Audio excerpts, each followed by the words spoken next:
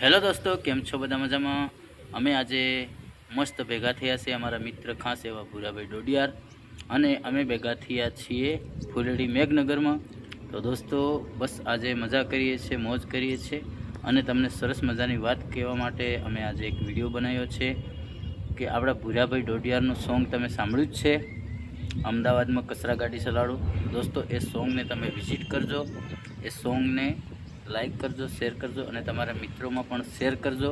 આપણા ભૂરાભાઈએ સરસ મજાનું ગાયું છે, અને જોડે મેં પણ એક ગીત ગાયું છે, અને ટાઇટલનું નામ છે એમપીવાળા છોરા.